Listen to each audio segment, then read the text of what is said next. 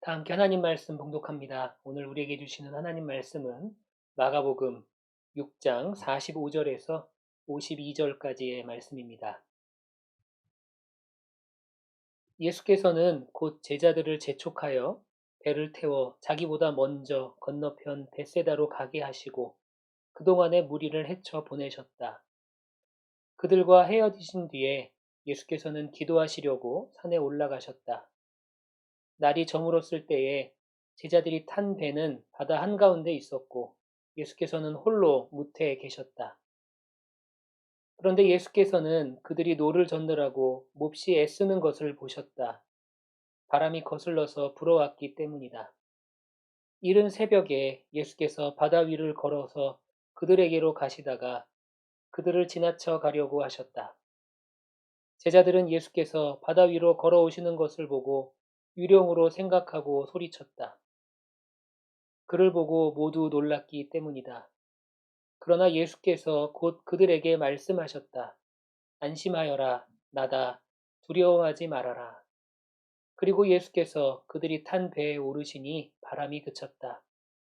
그래서 제자들은 몹시 놀랐다. 그들은 빵을 먹이신 기적을 깨닫지 못하고 마음이 무뎌져 있었다. 아멘. 하나님의 말씀입니다. 말씀을 주신 하나님께 감사드립니다. 네, 그럼 이렇게 말씀에 화답하시면 되겠습니다. 오늘 마가복음 6장의 말씀을 가지고 풍랑 가운데 함께 계신 예수님이라는 제목으로 함께 말씀을 나눕니다. 네, 오늘이 마가복음 19번째 말씀을 나누는 시간입니다. 여러분들 에티오피아에 스포츠 영웅 바킬라 아베베라는 사람이 있는데 여러분들이 아시는지 모르겠습니다.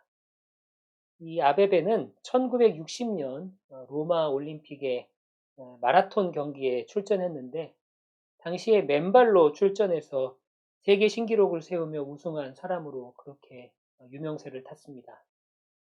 그리고 1964년에 다시 한번 올림픽 마라톤에서 우승을 하면서 이 올림픽 2연패를 이룬 에티오피아의 국민적인 영웅이었습니다. 그런데 그렇게 국민적 영웅으로 또 세계적인 스포츠 스타로서 이 명성을 떨치던 그에게 너무나 큰 시련이 찾아왔습니다. 교통사고로 인해서 하반신 마비라는 그런 절망적인 그런 상황에 놓이게 된 것입니다.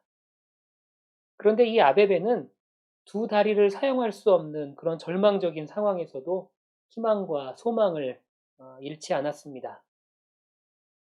두 다리를 잃었지만 내게는 아직 건강한 두 팔이 있다. 그렇게 말하면서 부지런히 팔의 힘을 단련했습니다. 그리고 노르웨이에서 열렸던 이 장애인 동계올림픽 썰매 경주에 출전해서 당당히 우승을 차지하기도 합니다. 그리고 장애인 하계올림픽에 출전했는데 양궁 선수로, 탁구 선수로 그렇게 출전하는 그런 기염을 토하기도 합니다. 그는 운동선수로서 굉장히 큰 업적을 남겼습니다. 올림픽 2연패라는 굉장히 큰 업적을 남겼지만 그것보다도 갑자기 찾아온 인생의 시련을 멋지게 극복한 어떻게 보면 인간 승리자로서 더욱더 큰 업적을 남긴 사람으로 그렇게 평가를 받고 있습니다. 우리의 인생이 늘 평안한 것은 아닙니다. 우리의 인생 가운데는 갑자기 찾아오는 고난이 있기 마련이죠. 사람의 인생을 이야기할 때 흔히들 항해로 비유를 하기도 합니다. 배가 항해를 하는 동안에는 순풍을 만나서 순항을 할 때도 있지만 때로는 예기치 못한 풍랑을 만나서 큰 어려움을 당하기도 합니다. 여러분들은 현재 인생이 순풍을 만나 순항 중인 인생을 살고 계십니까? 아니면 나를 괴롭고 힘들고 지치게 만드는 갑작스러운 풍랑 가운데 심하게 흔들리는 배를 타고 가고 계십니까? 오늘 말씀을 통해서 우리가 인생의 파도와 풍랑 앞에서는 어떻게 해야 하는지, 신앙인으로서 어떻게 해야 하는지를 함께 살펴보려고 합니다. 우리는 본문을 통해서 갑작스러운 풍랑을 만난 사람들을 발견할 수가 있습니다. 바로 오늘 본문에 나오는 예수님의 제자들입니다. 우리의 인생에 예기치 못한 풍랑이 왜 일어나는 것일까요? 그 이유는 아마 여러 가지 이유가 있을 수 있을 것 같습니다. 때로는 내 욕심 때문일 수도 있고요.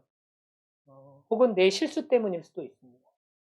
그런데 오늘의 본문을 우리가 묵상해 보면 예수님의 제자들은 예수님의 말씀을 듣고 예수님의 말씀에 순종하여서 바다로 나갔다가 풍랑을 만나는 것을 우리는 볼 수 있습니다. 45절의 말씀입니다. 예수께서는 곧 제자들을 재촉하여 배를 태워 자기보다 먼저 건너편 벳세다로 가게 하시고 그동안의 무리를 헤쳐 보내셨다. 오늘 말씀해 보니까 제자들은 예수님의 재촉 때문에 배를 타게 되었습니다. 그리고 배를 타고 가던 중에 갑작스러운 풍랑을 만나게 된 것이죠. 제자들이 만난 풍랑은 예수님의 말씀에 순종했기 때문에 만난 풍랑이었습니다. 예수님의 말씀대로 살다가 만난 그런 고난이죠. 우리가 성경을 통해 고난이나 어려움, 이런 문제를 놓고 묵상할 때 반드시 잊지 말고 기억해야 하는 사실이 하나 있습니다. 예수님에 대한 믿음이, 우리들의 신앙이 우리 인생의 고난의 면제권이 되지 않는다는 사실입니다. 신앙생활 잘한다고 해서 어려움 없는 인생을 살아간다는 것, 그게 아니라는 거예요. 신앙생활 열심히 하면 실패 없는 인생을 살아간다, 그것이 아니라는 겁니다. 신앙생활을 열심히 해도 때때로 나를 찾아오는 고난이 있습니다. 심지어는 믿음 때문에, 신앙 때문에 내가 겪게 되는 고난도 있게 마련입니다. 우리의 삶은 늘 그런 고난들이 우리 앞에 드리워져 있습니다. 그렇다면 인생의 갑작스러운 풍랑이 찾아왔을 때 우리는 어떻게 해야 합니까? 먼저 우리는 예수님께서 우리를 보고 계신다는 사실을 잊지 말아야 합니다. 인생의 풍랑을 만났을 때 사람들을 가장 고통스럽게 하는 것이 무엇입니까?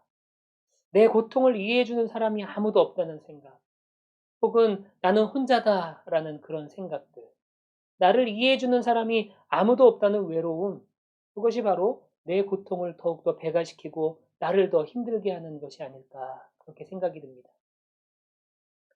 여러분, 우리가 이민 생활을 하고 있고 또 유학 생활을 하고 있습니다. 이민 생활이나 유학 생활이 힘든 이유가 무엇일까요? 여러 가지 이유가 있겠지만 바로 외로움이 아닐까, 그렇게 생각이 됩니다. 외로움이라는 감정 자체의 문제도 크지만 다른 문제들이 이 외로움과 만나게 되었을 때 우리는 더 큰 아픔을 겪게 된다는 것이죠. 여러분, 감기에 걸렸을 때 누군가 내 옆에 있을 때와 아무도 없을 때, 그때 내가 느끼는 아픔의 크기가 다르지 않습니까? 인간의 본성 중에 하나가 바로 사회성이죠. 사회성이 결여된 상황에서 인간이 느끼는 아픔과 고통은 더욱더 커지는 것입니다. 오늘 제자들이 느끼는 감정이 아마 이와 비슷하지 않았을까, 그렇게 생각이 됩니다. 왜 예수님께서는 우리에게 바다를 건너게 하셨을까? 예수님이 배를 타고 가라고 해서 배를 탔는데 왜 풍랑이 일어났을까? 그런데 이런 어려운 상황에서 예수님은 왜 우리와 함께 동행하지 않으셨을까? 도대체 우리를 놔두고 어디에 계시는 걸까? 왜 우리를 버려두실까? 이런 생각을 하면서 아마 파도와 싸우며 사투를 벌이고 있었을 것입니다. 그런데 성경을 보면 예수님께서는 제자들을 그냥 방치하고 계시지는 않았습니다. 예수님께서는 제자들을 보고 계셨다라고 성경이 기록하고 있어요. 본문의 48절입니다. 그런데 예수께서는 그들이 노를 젓느라고 몹시 애쓰는 것을 보셨다. 여러분, 여기서 보고 계시다는 것이 그저 관망하고 계시다는 것을 의미할까요? 그렇지 않은 것 같아요. 예수님께서는 기도하는 중에 제자들을 보고 계셨습니다. 48절 말씀이죠. 46절입니다. 그들과 헤어지신 뒤에 예수께서는 기도하시려고 산에 올라가셨다. 여러분, 갈릴리 바다가 내려다 보이는 산 언덕에서 예수님은 기도하시면서 제자들을 보고 계셨던 것입니다. 제자들을 바라보는 그 예수님의 눈빛에는 애처로움과 안타까움이 가득한 그런 눈빛이었을 것입니다. 예수님은 제자들과 함께 배에 오르지는 않으셨습니다. 하지만 기도하시면서 제자들을 바라보고 계셨다라는 겁니다. 여러분, 우리의 인생에서 풍랑을 만났을 때 우리가 반드시 기억해야 하는 사실은 예수님께서는 항상 우리를 지켜보고 계신다는 사실이에요. 항상 우리를 바라보고 계신다라는 사실입니다. 그 예수님께서는 우리를 사랑하는 눈빛으로 우리를 위해서 기도하시면서 눈물 흘리시면서 우리를 지켜보고 계신다는 사실입니다. 지금 이 시간에도 학업의 문제로, 학위의 문제로, 시험의 문제, 자격증 문제, 또 사업장의 문제, 가족의 문제, 자녀들의 문제, 또 내 미래에 대한 문제들, 여러 가지 문제로 씨름하고 있는 여러분들의 모든 삶을, 모든 인생을 우리 예수님께서는 지켜보고 계시는 줄 믿습니다. 그냥 보시는 것이 아니라 우리를 위해 눈물 흘리시면서, 우리를 위해 기도하시면서, 우리를 안타깝게 여기시면서 그렇게 바라보고 계신다라는 것. 얼마 전에 한국에 있는 한 후배와 연락이 닿았습니다. 그 후배는 이제 새로운 직장에서 힘든 생활을 이어가고 있었던 것 같아요. 그래서 참 이 직장 생활이 힘들다고. 그러면서 이제 또 가정에서의 문제들, 또 자녀들에 대한 책임감 등등의 여러 가지 문제로 힘겨워하면서 저랑 그저 이런저런 이야기를 나누게 되었습니다. 여러분, 우리가 그럴 때 할 수 있는 것이 무엇입니까? 글쎄, 우리가 할 수 있는 가장 좋은 것은 아마 기도와 관심이 아닐까 싶어요.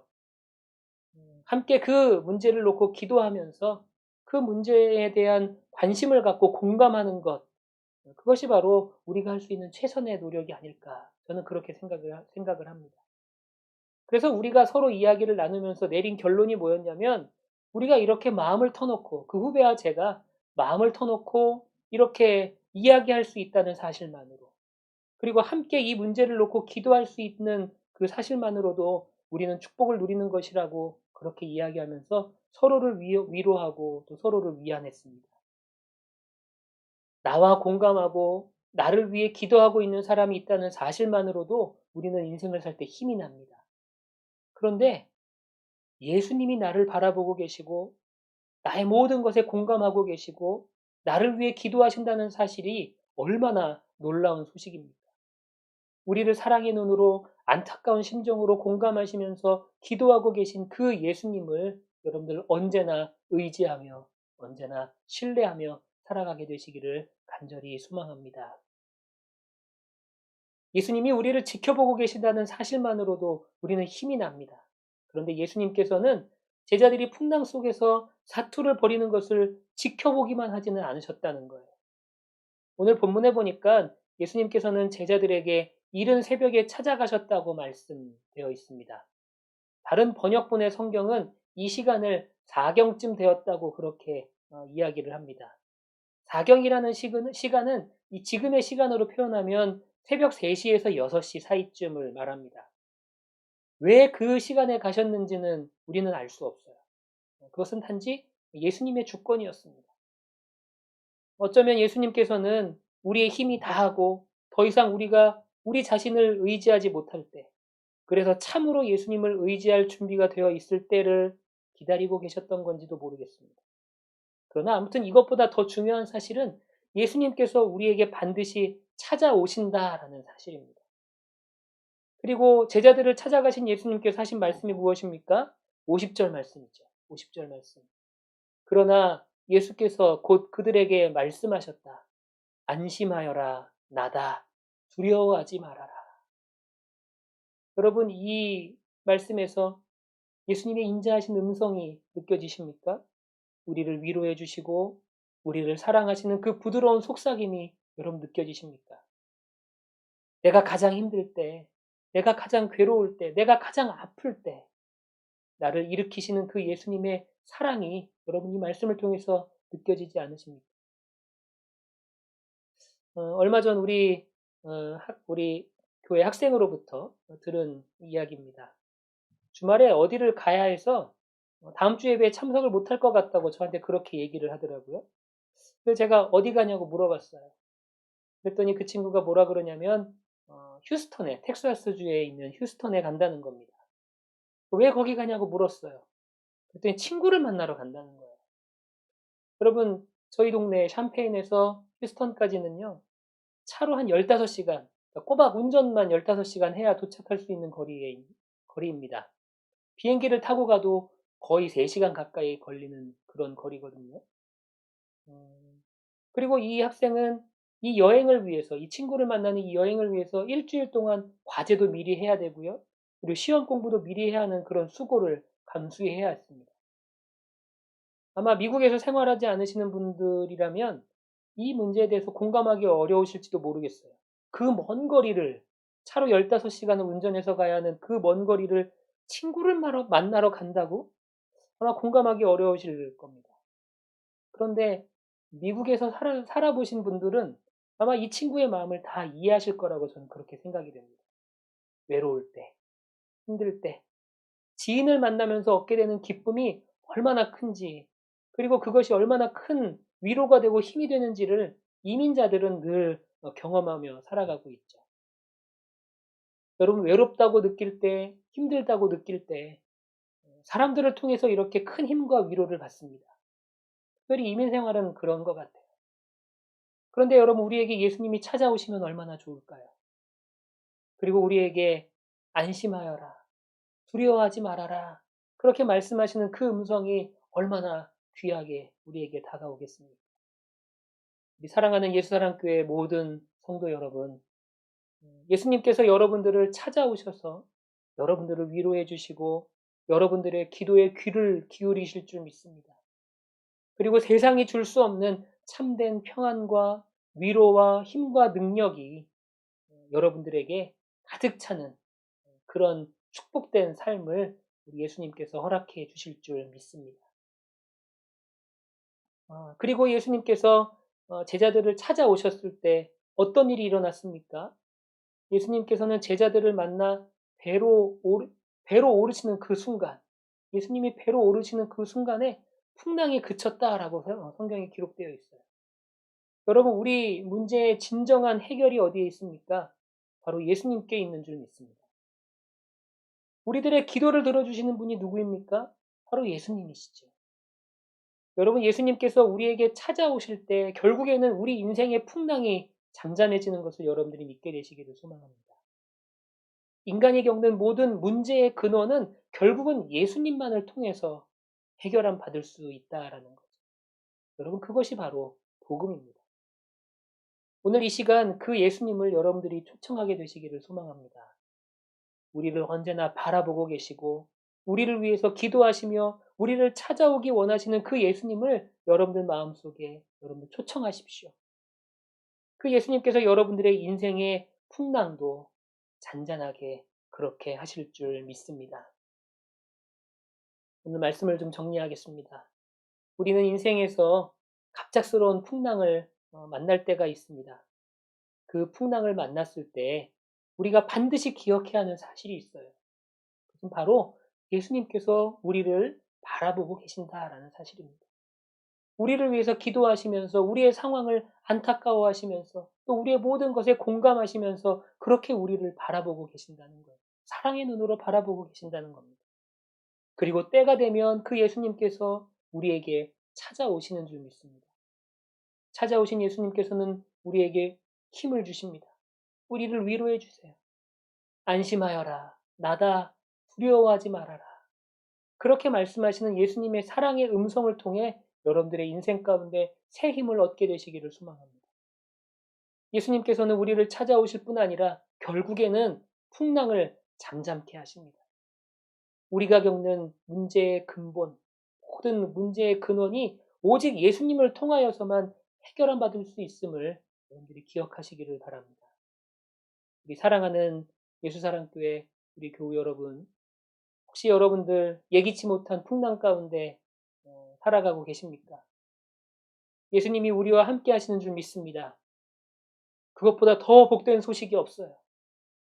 그것보다 더 귀한 축복은 없습니다. 여러분들과 함께 하시는 그 예수님을 온전히 믿음으로 여러분들 앞에 놓여있는 그 어떠한 풍랑과 그 어떠한 괴로움과 그 어떠한 아픔도 이겨낼 수 있는 그런 예수사랑교회 모든 교우님들이 되시기를 간절히 축원합니다. 네, 오늘 온라인 예배를 참여하시면서 헌금하기 원하시는 분들은 벤모와 페이팔을 통해서 온라인 헌금하실 수 있습니다. 그리고 교회로 체크를 보내주셔도 되겠습니다. 네, 우리 이 시간에 드려진 예물을 위해서 제가 기도하고 축도함으로 예배를 마치겠습니다. 주님, 우리가 갑자기 내 인생에 찾아온 풍랑 가운데도 예수님을 믿는 믿음으로 우리가 승리할 수 있도록 인도하여 주옵소서. 나를 바라보고 계시는 그 예수님을 우리가 온전히 의지하게 하시고 또 나를 찾아오시는 그 예수님을 통하여 모든 내 인생의 문제의 해결함을 우리가 찾아갈 수 있도록 인도하여 주옵소서. 이제는 우리 구주 예수 그리스도의 은혜와 아버지 하나님의 무한하신 사랑하심과 성령님의 감화 감동 역사하심, 충만케 하심이 함께 예배하고 있는 우리 모든 성도들과 또한 그들의 삶의 자리 가운데 이제로부터 영원히 함께 하시기를 간절히 축원하옵나이다. 아멘. 네, 오늘 온라인 예배를 모두 마칩니다. 남은 하루도 여러분들 평안하시기를 바라고요. 한 주 동안도 여러분들 주님 주시는 은혜 가운데 기쁨과 감사가 넘치는 삶 그리고 행복이 넘치는 그런 하루하루를 살아가게 되시기를 소망합니다. 감사합니다. 예배를 마칩니다.